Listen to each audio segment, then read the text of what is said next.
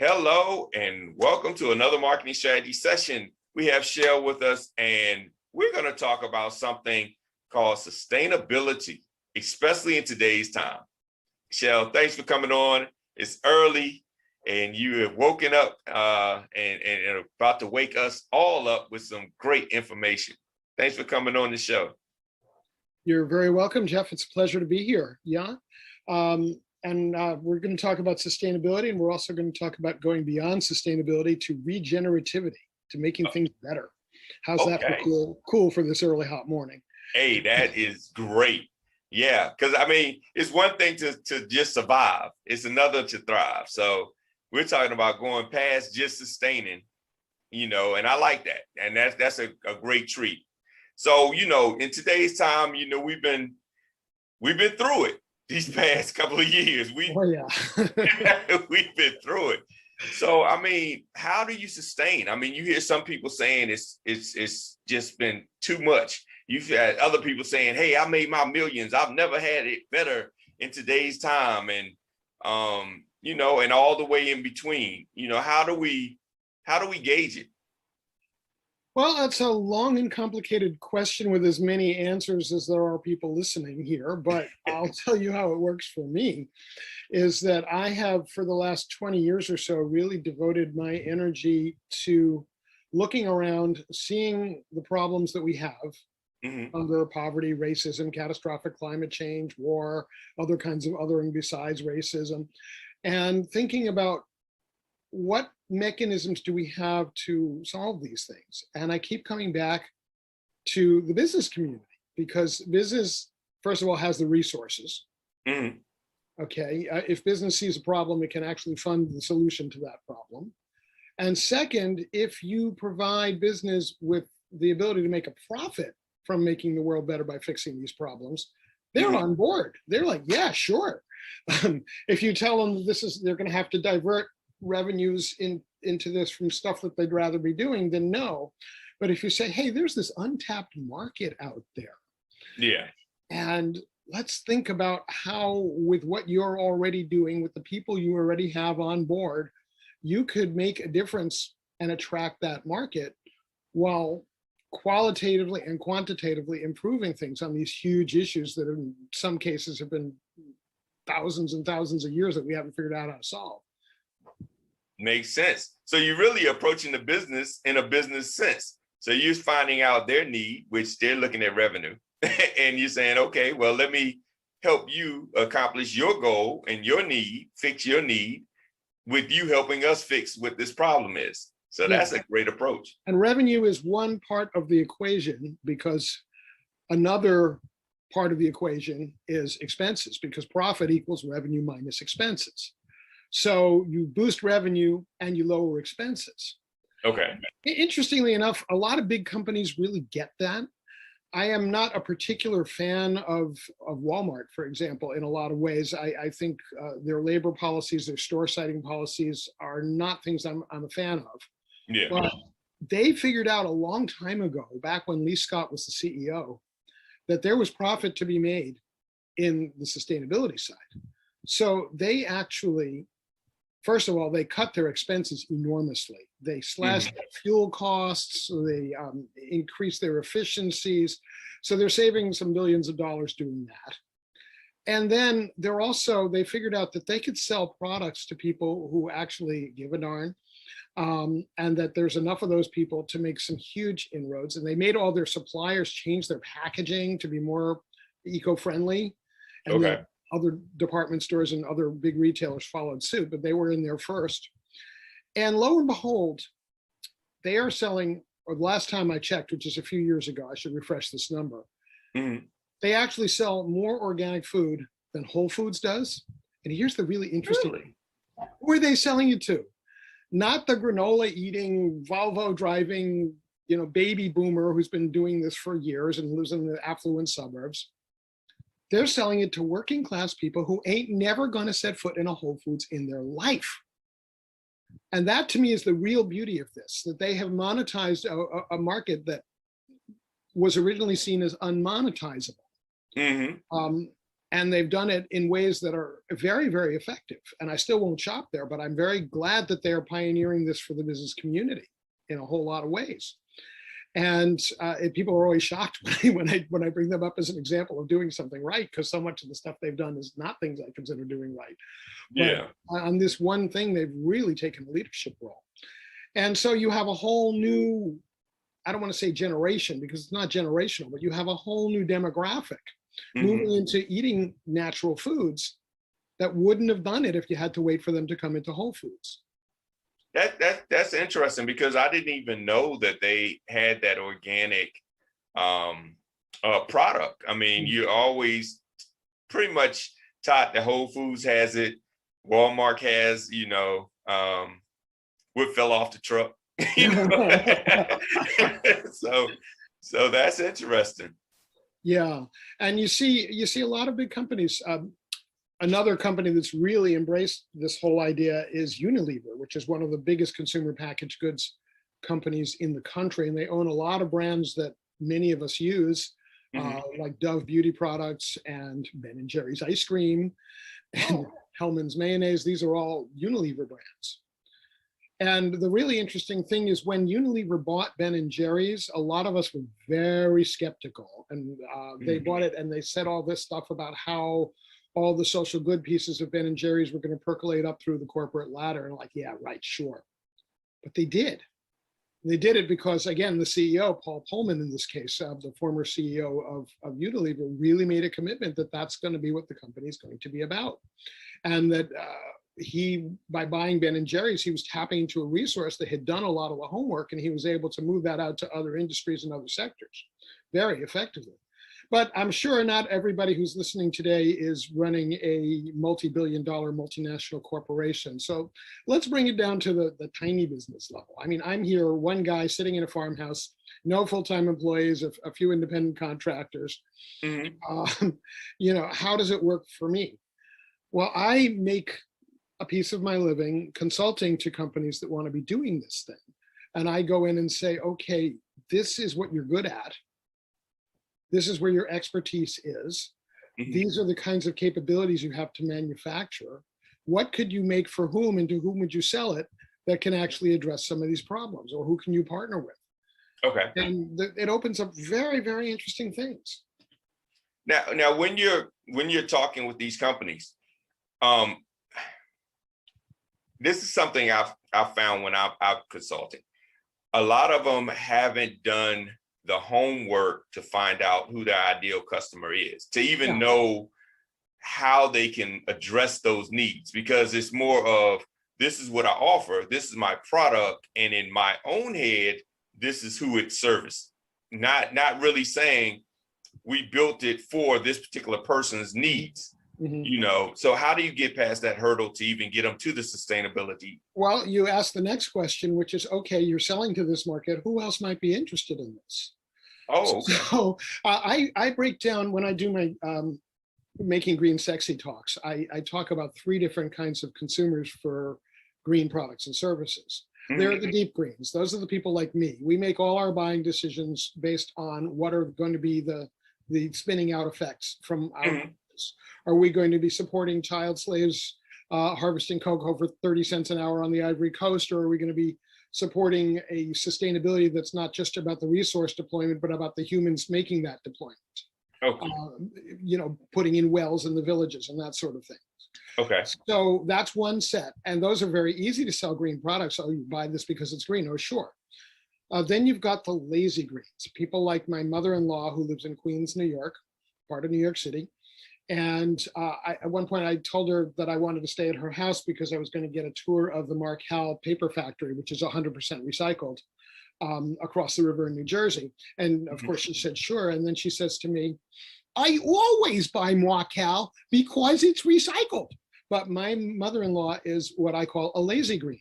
She always buys Markel because it's right next to the Scott and the other brands on the supermarket shelf, and she's already in. She's not going to go out of her way for it, but if it's put in front of her, sure. And she said that right after she said, wow, are you going to Jersey? You must have spent some time in New York, man.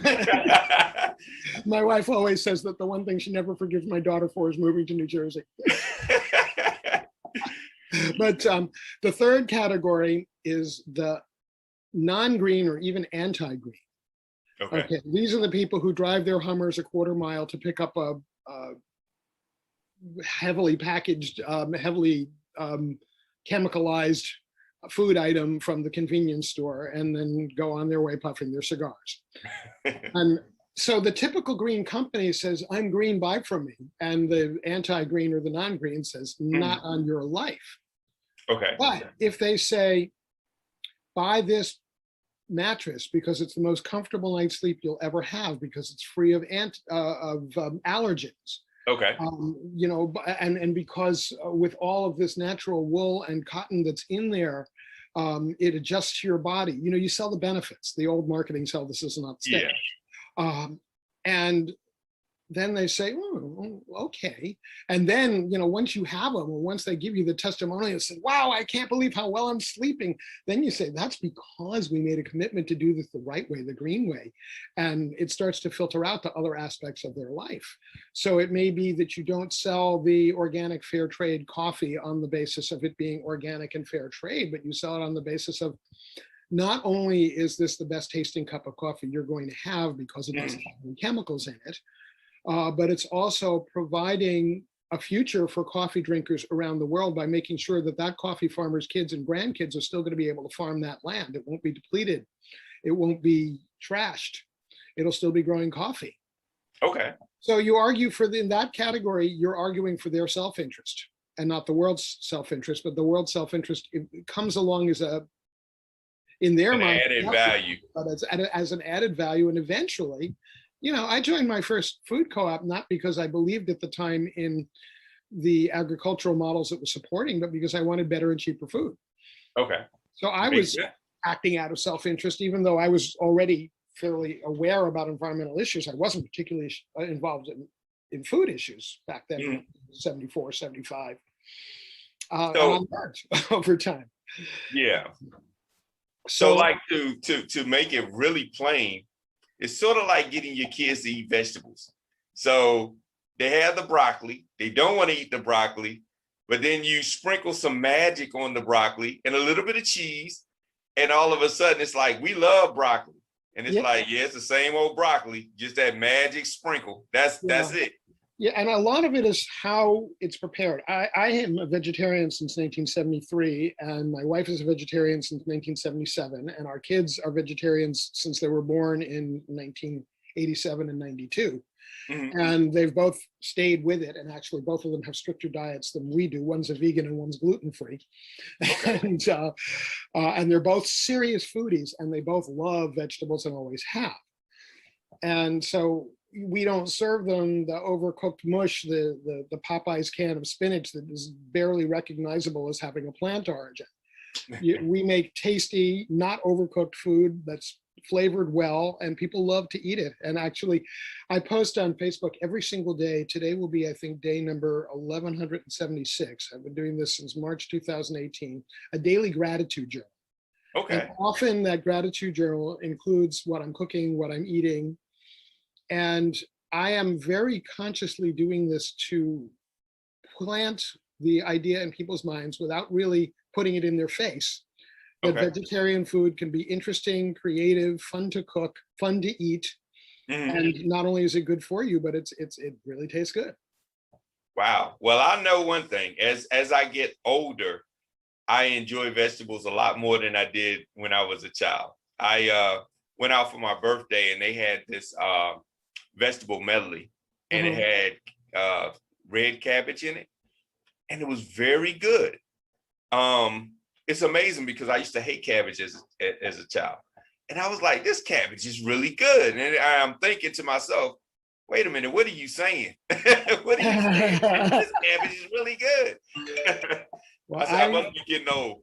Yeah, I used to not like eggplant, and the reason I didn't like eggplant is when I first became a vegetarian, like I would go to a friend's house for dinner. It didn't matter who they were; it was going to be eggplant parmesan. Yeah. And I got my wife loves eggplant parmesan. Yeah. I got so sick of it, and I just often that's one vegetable actually that does need to be cooked thoroughly. The half raw eggplant is no fun at all. Yeah. So I didn't eat eggplant for like 20 years. And then we moved here to this farm, and our neighbors started dropping off vegetables from their surplus. And like, okay, well, we got all this eggplant. What are we going to do with it? And I discovered there are a few ways that I do like it. And Okay.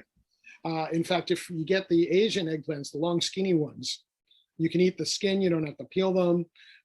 They cook much faster. They have a really great flavor. And like, yeah, give me more eggplant. Wow. Wow. I didn't even know there was different ones. That Yeah, wow, that's yeah. interesting.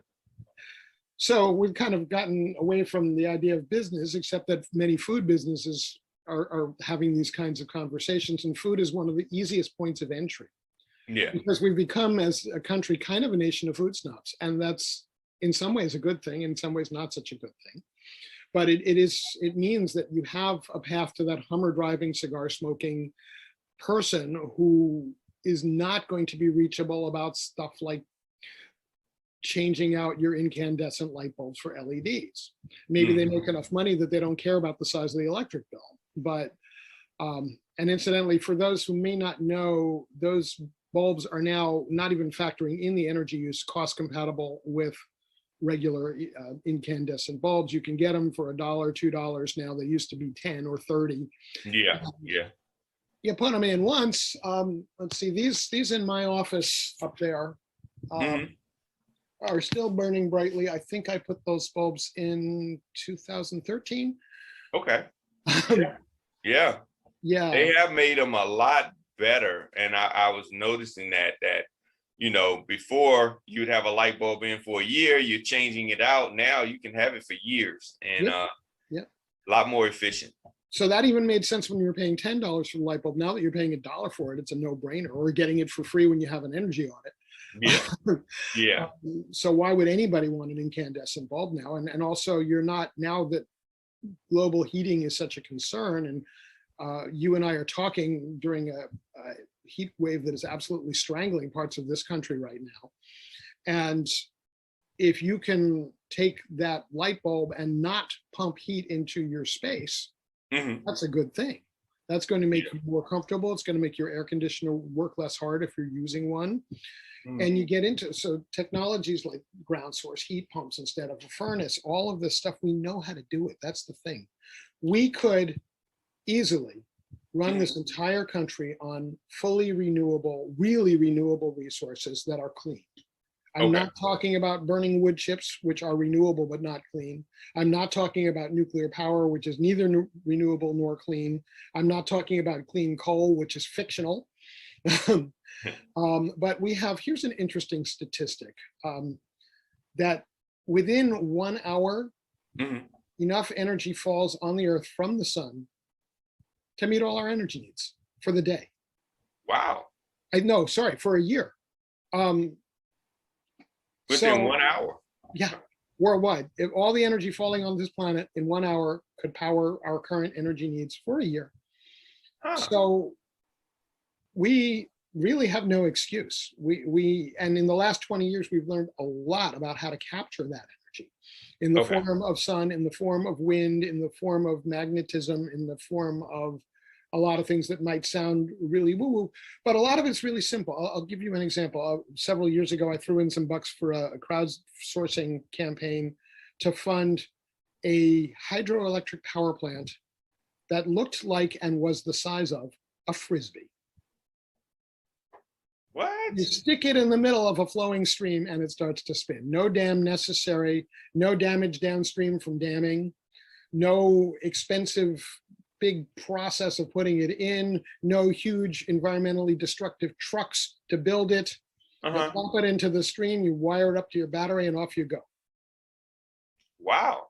Wow. Yeah. I have seen wind, the typical, we think of wind, we think now of these 200-foot tall towers and these blades that are 100 feet long, and they're in a big wind farm somewhere. The problem with a wind farm or a solar farm is once you make that energy, you have to move it to where it's actually needed. Okay. You got about a 7% drop in efficiency just from that. There's a friction cost to pumping electricity through wires. Okay. So instead of that model, we can look at locally sourced, close by neighborhood units Uh-huh. Like, and instead of the big turbine that goes like this, Uh-huh. you turn it on its side. You think about an oil drum that's been carved into the shape of a daisy. Hmm. And so you've got this vertical barrel and it's spinning like this. And it can catch a much smaller breeze and it's robust enough to hold its own as the wind picks up to 30, 40 miles an hour. Whereas the conventional wind turbines have to be shut down if it's below, I think, 6 miles an hour or above something like 25. Don't quote me on those numbers. Okay. So you have a much wider range of utility. You have no friction loss because you're generating it where you're using it. Okay. You can power batteries with it. So when the wind isn't blowing at all, you still have power. Hmm. And battery storage is another area that's come tremendously far. The Tesla batteries were an enormous innovation and people have gone way beyond them. Okay. So all of this stuff is far more efficient now than it was even 20 years ago, let alone 50 years ago. Okay. Yeah, I was trying to wait till Tesla batteries out. I mean, when I remember when the cars came out and they had the batteries, and I was like, okay, is this going to be like cell phone batteries where in 2 years, basically, they're done and you got to replace them? Well, So I was trying to wait them the out. first Teslas, what were they, 200 grand or something like that? Yeah. And now before rebates, the cheapest one is about 35. And I noticed there's a lot more of that model around than the old sportier ones. Because people will pay 35,000 for a car, and they'll especially pay 35,000 for a car if 15,000 of that gets returned in rebates and tax credits. Yeah. Oh, So, yeah. and you can't buy much of a conventional car for 20 grand. So why not buy the one that's not going to need any gas ever? Yeah. Yeah. And now that they've made so many accommodations for it, Yeah, it makes charging total station. sense. That's Yeah, because before you had to drive across town and there was only like 3 stations in the whole city. Yep. Yeah, but now they're all over. So Yeah, even a small area. I live in a town of 5,000. I don't think we have any. No, we do. We actually have one gas station that has electric vehicle charging stations. okay. Um, but also across the way in Northampton, which is only 30,000 population, there are quite a number of places to charge an electric car. So that makes it much easier to make that decision. And the next time I buy a car, if I buy a car new, it's likely to be an electric. But I'm also a believer in using what you have until it isn't good anymore. So I'm hoping that's a ways down the road. We have Yeah. Yeah. actually our 2005 Toyota Corolla gets 38 miles per gallon, which is not much worse than a Prius. Wow. Yeah. Yeah. Unfortunately, mine, I wish had great gas mileage, but I guess it's the choices you make. You have to live with them. Well, but you only have to live with them until you make the next choice. At a certain point, you'll decide that that's not the right car for you, and then you have many options open. Not all of which are cars. I mean, you live out in the suburbs, so you probably do need a car. But and I live out in the country, and I definitely need a car. But when I lived in town, I was always walking or biking. Okay. Yeah. Yeah. And if I lived in a place that had public transit, when I lived in Atlanta, I was either biking or taking a bus. You didn't have the rail system then. Yeah, and nowadays with so many ride shares out there, Yep. it doesn't even matter anymore. I mean, you could be without a car and still get around Oh yeah. easily. And So, those cars are being heavily utilized like taxis, so that they're, it's the same amount of energy to produce and transport and sell a car that's being driven 20 miles a week or 2,000 miles a week. yeah. So yes, the 2,000 miles a week car will not last quite as long, but most of the energy involved in putting that together is a fixed cost. And the materials are a fixed cost. Yeah. Yeah. Yeah, so it's a much more efficient system Yeah. to Yeah. use the ride share apps. That's true. That's true. So how do we go beyond sustainability? What's the next chapter? The next step is regenerativity, making it better. So not just stopping people from being hungry, but producing systems that allow them to become food sufficient. Okay. And not just slowing down the global heating. Warming is too gentle a term. It's really beyond warming. Warming is cute and fuzzy, and you can pet it. And but it's actually looking at strategies that might make the planet cooler. Okay. So that kind of thing. And this is a very individual term. The Brits have a wonderful adjective, bespoke, which is about custom. So like if you're getting an article of clothing that's just for you, it's bespoke. And I think, how do you spell that? Is it BESPOKE? exactly. I've seen that. I didn't know that's what that meant. Yeah. Oh. Yeah, and we don't have that word on this side of the pond, so I'm trying to bring that one over. But I think more and more of the solutions are bespoke. You don't have one technology that's going to work everywhere. You look at the site, you look at the weather around the site. You say, okay, we're in India where we have monsoons 2 months of the year and no rain the rest of the year. How do you design for a place that has too much water 1/6 of the time and too little water 5/6 of the time? And you do it with things like swales, which are a way of building some curves and drainage into the natural environment that's there. And I'm certainly no expert on that, but there's a woman named Janine Benyus who uses it as an example in her wonderful TED Talk on biomimicry. And Janine is spelled Janine in that case. And Benyus is Benyus. And I would definitely recommend that TED Talk as a way of just opening your mind to what's possible. And this is what I do with a company. If I've got a client, I will sit down with the owner and we'll say, okay, this is what you're trying to do. Who's going to buy it? Why are they going to buy it? What other reasons might we give them to buy it? And that's that whole deep green, lazy green, non-green conversation we were having earlier. Okay. And there are many other aspects of that too, like what demographics is this going to play to? Is this something farmers want? Is this something that young urban hipsters want? Is it something that old former urban back to the landers like me might want? Where do they buy now? How do people reach them? What communities are they part of online? What publications do they read? What podcasts do they watch? All that stuff.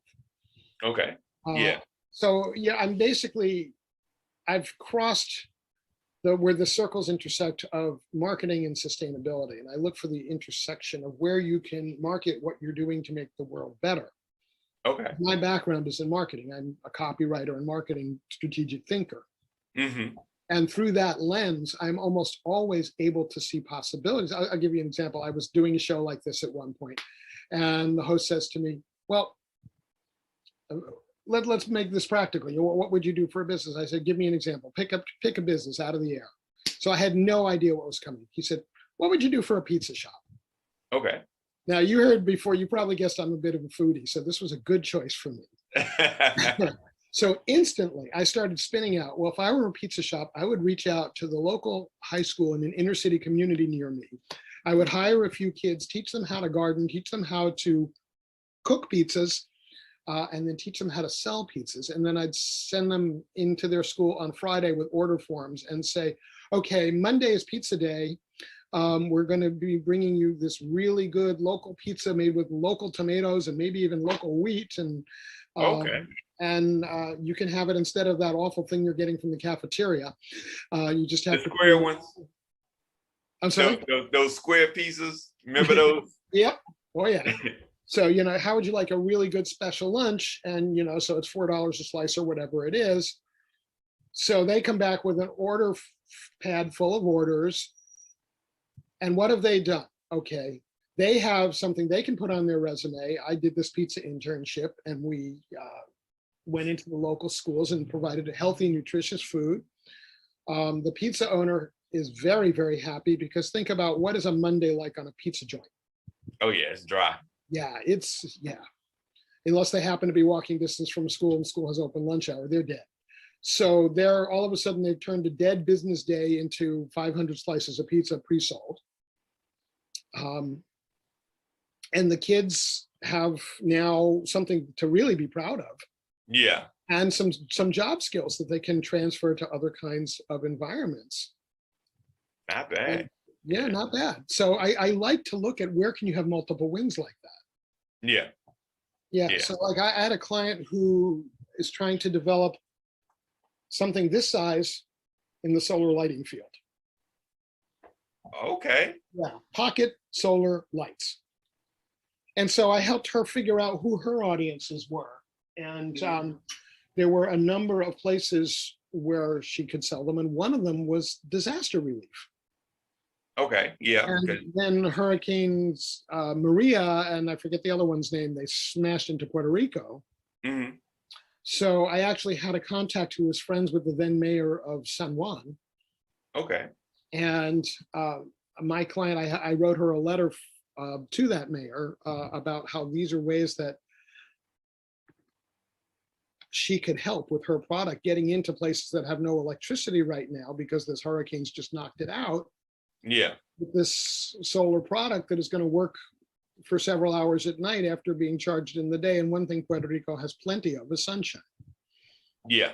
And then I also wrote, oh, so who's going to fund this? She was in pre-startup mode. Okay. Hadn't done her own crowdfunding thing yet. Okay. So I had moderated a panel at a conference where Coca-Cola had given me a speaker. Okay. It was called the Responsible Business Summit. And so I reached out to that contact. And since you're in Atlanta, this is your local people. Oh yeah, we love them. We did a little research to determine what Coca-Cola was doing in the market in Puerto Rico, which was quite a bit. And we said, this is something you can do for the keeping that market going, for giving them the help they need. You can fund these solar lights. Okay. Now, the magic spark was missing and this project didn't come together. But that's the way I think. You look for ways to do the impossible and make it possible. In fact, let me grab my book because there is such a great quote in there about that. Okay. Right over here.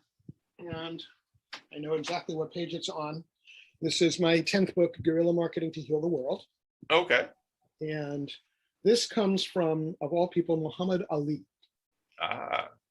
Impossible is just a big word thrown around by small men who find it easier to live in the world they've been given than to explore the power they have to change it. Impossible is not a fact, it's an opinion. Impossible is not a declaration, it's a dare. Impossible is potential. Impossible is temporary. Impossible is nothing. Now, I like that quote so much, I made the basis for my TEDx talk. Okay. Yeah. Yeah. That's a great quote from a great man. Yeah.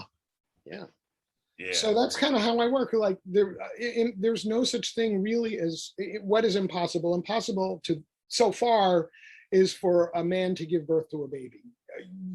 But even that could change. We already have it possible for a woman to give birth to somebody else's baby. So yeah, maybe in my kid's lifetime, it might be possible for a man to carry a baby to term.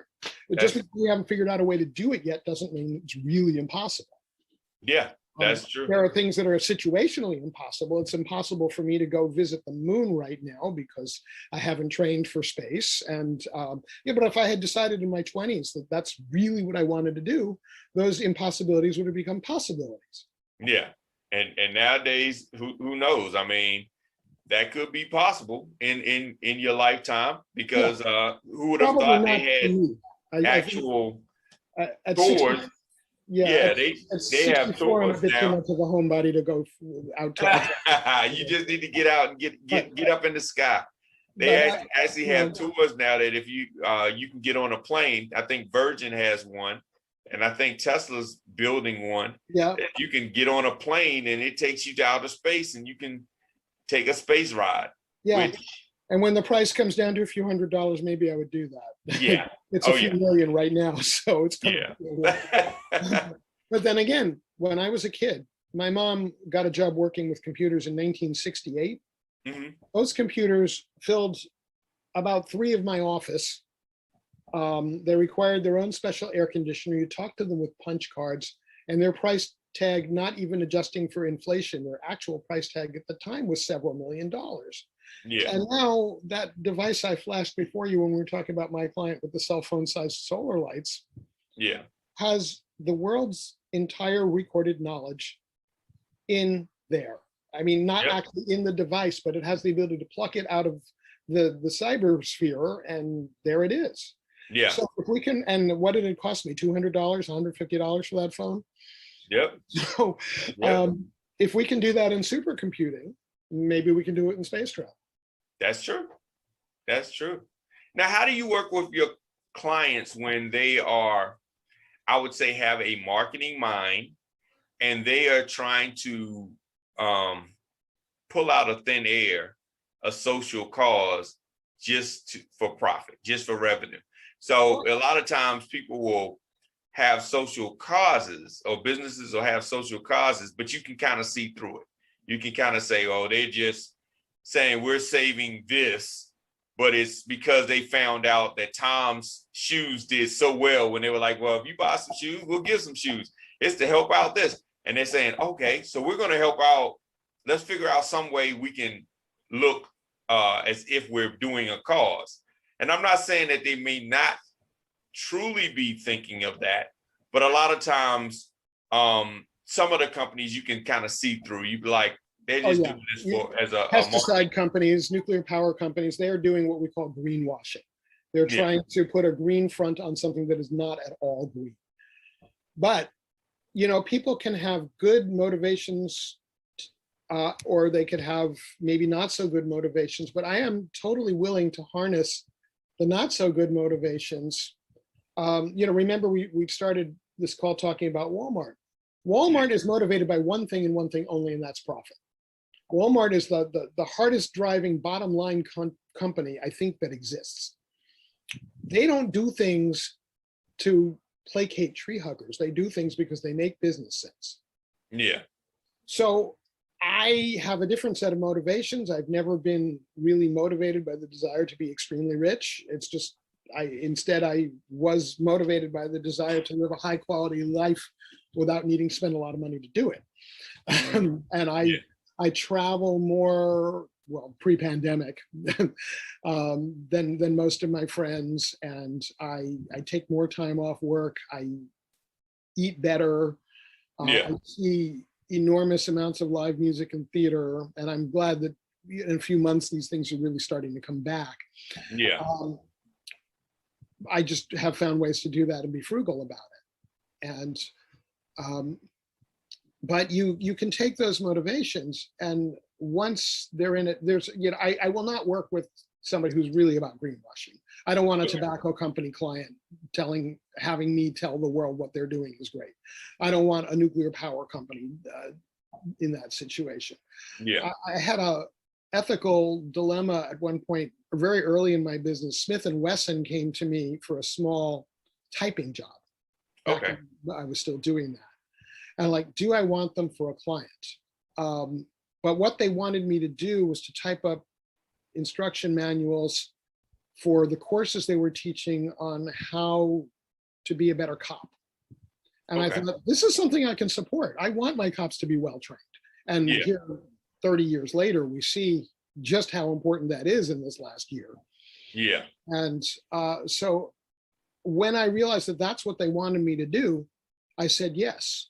But I said no to a luggage manufacturer whose product was gun cases and whose entire image was built around jingoistic, right-wing, really borderline racist stuff. And like, no, I came to me as a subcontract through another marketing firm that had too much work. And I called her up and I said, I can't do this one, give me a different one. Okay. And she did. And it was the first time we had worked together. So I thought, well, I could be shooting myself in the foot, but she simply respected that. Yeah. Yeah. I said, I don't feel right about promoting this agenda. Yeah. And when I am talking to a new client, the first communication back they get from me is an email that says, among other things, that I have the right to reject the project for a number of reasons, one of which is that I don't agree with the values. Okay. Yeah. Yeah. But to weave this back into the other part of the original question you asked there, is if somebody is motivated to make the world better in order to succeed economically, I'm cool with that. Yeah. If somebody is motivated to make the world worse and pretend that they're making the world better, I don't participate in that. And if somebody is in that thing where they've got the marketing mind and they want to look at this from an economics point of view, I will show them how socially conscious companies, and I've got a lot of stats about this in the book, Guerrilla Marketing for the World, perform better on the stock market, perform better in pretty much every metric, employee loyalty, and it makes sense. People like to feel good about what they do to earn the money. Yeah. Yeah. So there are a lot of advantages. So a company doesn't have to spend so much money hiring and training new people all the time, or maybe they're hiring new people because they're growing so fast because they've struck a nerve. Yeah.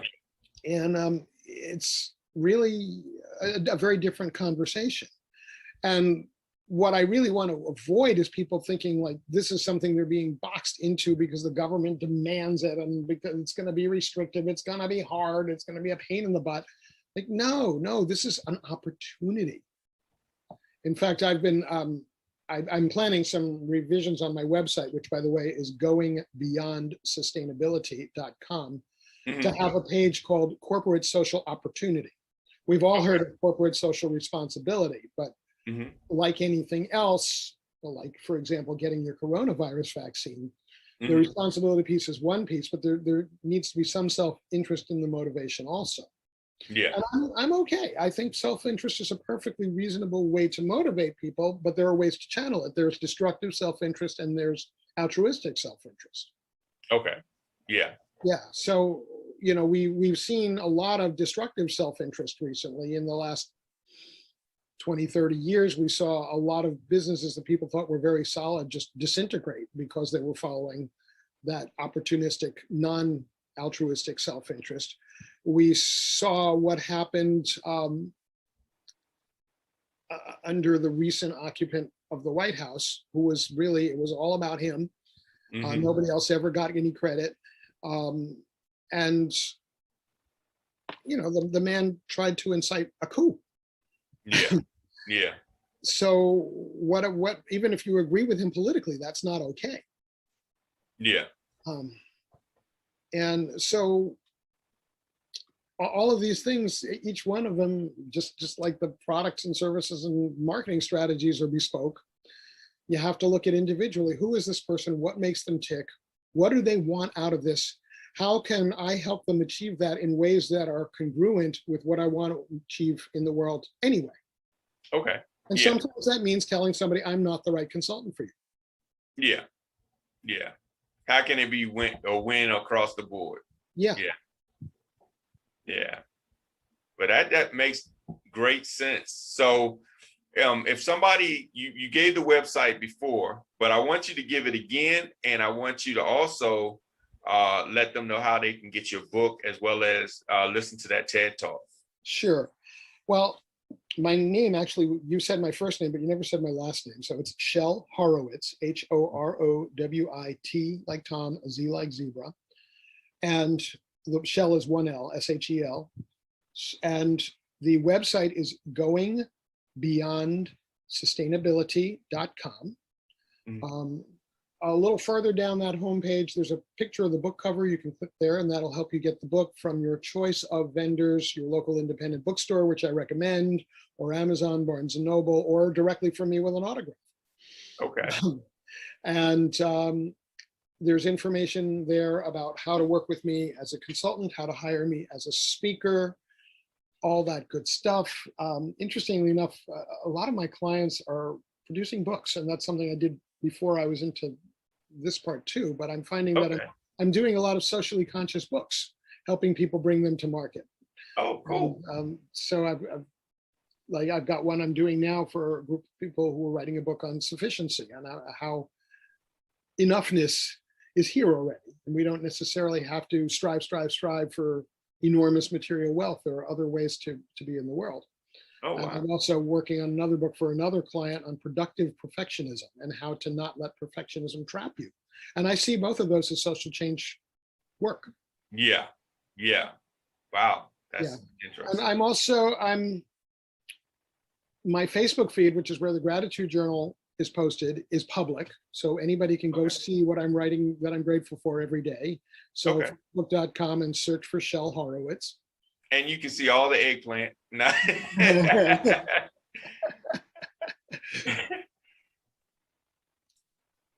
So it's interesting because I've been doing this long enough to really see some change. When I got involved in the environmental movement, it was because of the first Earth Day in 1970. I was a 13-year-old kid. And this was out there woo-woo stuff. And now it is so mainstream that we're able to look at going not just sustainable, but beyond sustainable, going regenerative. And I think the next 10, 20 years are going to be really crucial. And I think we have a window and we should open that window and step through it because it's not going to stay available forever. Yeah, yeah, yeah. I think everyone's ready now. You know, before it was a lot going on, a lot of distractions. But I guess after the past year and a half, 2 years, we've been sitting down. Um, you Yeah, and get interesting to, enough, we gave the environment a break during yeah, COVID. Things got cleaner. But one thing I do want to talk about the idea that one person can make a difference. We all feel so disempowered so much of the time. mhm. Before we went to recording, I showed the view. I'm going to show it to your viewers now. You see the barn there, and behind that barn is a little mountain called Mount Holyoke, a very famous little mountain with a tremendous view. The mountain immediately past that, which you cannot see from here, Mhm. a developer decided that was the perfect place to put 40 McMansions going all the way up the side of the mountain.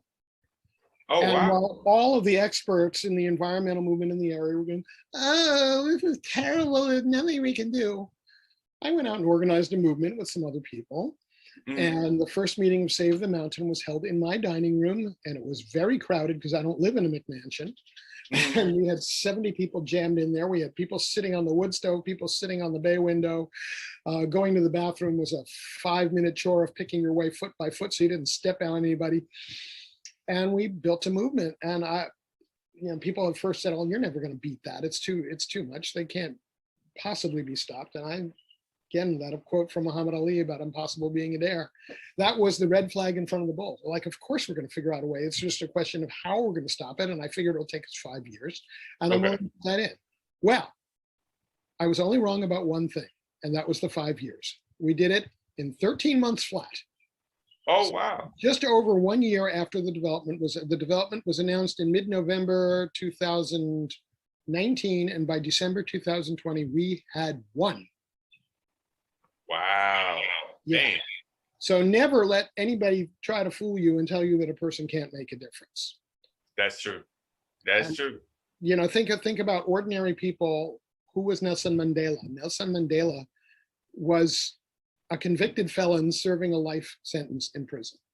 Who was Mother Teresa? She was a nun working in an obscure convent in Calcutta. Who was Martin Luther King? He was a small church preacher at the very, very beginning of his career when he got asked to lead the Montgomery bus boycott. Mm-hmm. Who was Lech Walesa? He was a steel worker in a shipyard before he was president of Free Poland. So not only can one person make a difference, but the world notices. And you don't have to be old either. People like Malala, who, what was she, 14 when she got the Nobel Peace Prize? Or Emma Gonzalez, who was one of the Parkland survivors. Just kids. Amazing amounts of change come from kids. I have a friend who's a 16-year-old entrepreneur that I met on a conscious capitalism networking call. He's in San Diego. One of the things about the pandemic is you meet people you've never met because your geographical restrictions are gone. Yeah. So I was at this meeting in San Diego from my farmhouse in Massachusetts. And I met this kid, and he's going to be changing the world, I assure you. Wow. Yeah. And that's a beautiful thing that, one person can make all the difference. And that one person could be any of us. Yep. And it's never too late either. I went to a 100th birthday party for a friend of mine, and she's a lifetime activist. And people said, "What do you want for your 100th birthday?" She said, "I want a big march and rally downtown with 100 signs for 100 causes." So her friends got together and organized one, and there were 300 causes and 300 signs and 300 people carrying them. And she, a few months after that, that was March, and in June, I had gone to be part of a delegation observing what was going on at the Homestead teenage migrant detention facility that has since been closed due to public pressure in Florida. And she went to one of the talkback events in July. A few weeks later, she died of her own choosing. But she was 100. She was still organizing. Wow. That's powerful, man. She was still out there at 100. That's amazing. Yeah, she's not the only one. 3 years earlier, I went to another 100th birthday party for another activist, and she had the mayor and her state representative there, and they were all friends of hers because they'd all worked with her on campaigns over the years. Man, driven by their passion, Yep. Driven by the cause. Yeah, she was almost 103 when she died. Wow. So I guess we're still young. I guess. Yeah, in 40 years, I'll be just a little bit older than she was when she died.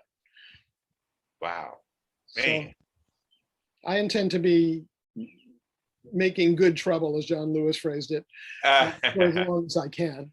Yes, definitely, and being productive to the world. Well, Shell, I thank you so much for coming on and sharing this insight. And hopefully everybody, I know everybody received a lot of information. And once again, there's a lot more at goingbeyondsustainability.com. Yes. And we talked about people can get 15 minutes of free consult with me if you've got a business idea for how to make change in the world. You just have to fill out one quick assessment form, and then we book that time. Okay, great. Yeah, that's great. Let's make a difference, y'all. Let's make a difference. And you got a little bit of food talk. We got a little bit of social talk, business. So we've covered a lot of different great things today on this call. So I appreciate you spending some time with us, and try to stay cool. I'm sure that you have a device for that. Try to stay cool because it's been getting hot lately. Cold showers. That's the device, huh? So yep. Yeah, great. Well, Jeff, it's been really fun to hang out with you, and I will be very happy to share the link once I have it. And you have a great day. Great. You as well. And everyone else, thank you for listening. Thank you for viewing. And we'll be on another marketing strategy session tomorrow.